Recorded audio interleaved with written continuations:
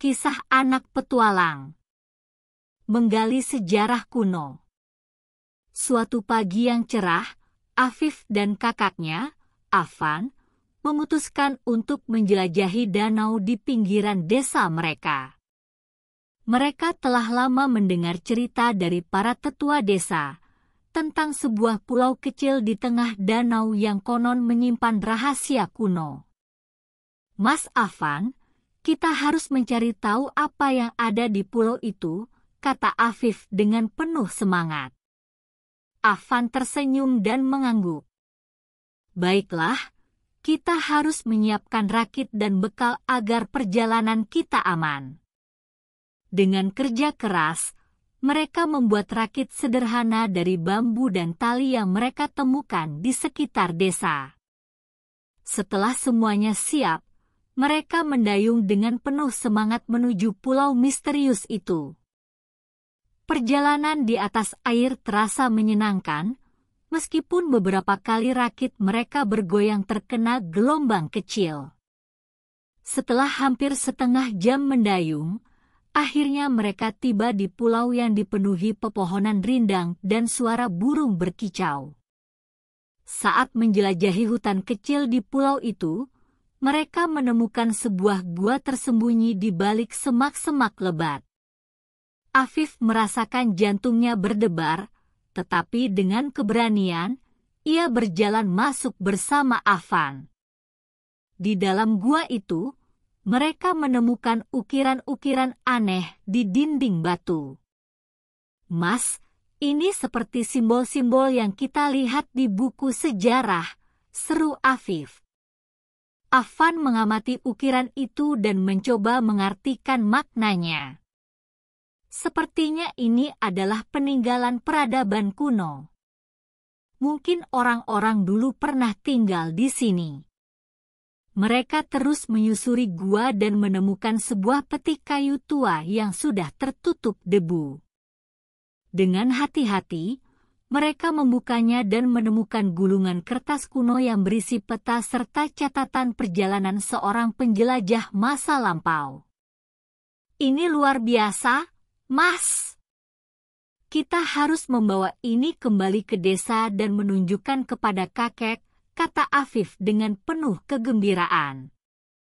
Dengan hati-hati, mereka membawa temuan itu kembali ke rakit dan mendayung pulang. Sesampainya di desa, mereka menunjukkan peta dan catatan itu kepada kakek mereka yang seorang sejarawan. Kalian telah menemukan sesuatu yang sangat berharga, kata kakek dengan mata berbinar. Ini adalah bukti bahwa nenek moyang kita memiliki hubungan dengan peradaban yang lebih luas. Namun, petualangan mereka belum berakhir. Kakek mereka mempelajari peta lebih dalam dan menemukan bahwa ada lokasi lain yang ditandai dengan simbol serupa di hutan sebelah utara desa. Afif dan Afan pun semakin penasaran dan memutuskan untuk melanjutkan petualangan mereka. Keesokan harinya, mereka membawa peralatan lebih lengkap seperti kompas, peta tambahan, serta bekal makanan. Perjalanan mereka melalui hutan dipenuhi tantangan. Mereka harus melewati sungai deras dengan jembatan kayu yang sudah lapuk, menghadapi hujan lebat yang membuat jalanan menjadi licin, dan menenangkan diri saat mendengar suara-suara misterius di antara pepohonan. Setelah beberapa jam perjalanan, mereka menemukan struktur batu besar yang tertutup lumut. Struktur itu tampaknya merupakan bagian dari bangunan kuno yang sudah lama ditinggalkan. Mereka berjalan lebih dalam dan menemukan ruangan bawah tanah yang tersembunyi di balik reruntuhan. Dengan senter di tangan, mereka menelusuri lorong-lorong sempit di dalamnya. Tiba-tiba, mereka menemukan pintu batu dengan ukiran yang mirip dengan yang mereka lihat di pulau sebelumnya. Dengan sedikit usaha, Mereka berhasil membuka pintu itu dan di dalamnya terdapat ruangan luas yang penuh dengan ukiran sejarah, peta-peta kuno, dan peti yang berisi peralatan zaman dulu. Mas Afan, ini luar biasa. Sepertinya ini tempat penyimpanan pengetahuan dari zaman kuno, kata Afif dengan kagum. Mereka menghabiskan waktu berjam-jam di sana, mencatat setiap detail dan mengambil gambar untuk dibawa kembali ke desa. Ketika mereka kembali, kakek mereka sangat bangga. Temuan mereka menjadi bahan penelitian yang menarik bagi para sejarawan di kota. Sejak hari itu, Afif dan Mas Afan semakin dikenal sebagai penjelajah cilik yang penuh semangat. Mereka berjanji untuk terus menjelajahi dunia dan mengungkap lebih banyak misteri yang tersimpan di sekitar mereka. Namun, rasa ingin tahu mereka belum terpuaskan. Mereka kembali memeriksa peta yang mereka temukan dan menyadari bahwa masih ada simbol lain yang belum mereka eksplorasi. Kali ini, lokasi yang ditandai berada di puncak gunung yang terletak jauh di utara. Dengan semangat, mereka mempersiapkan perjalanan panjang.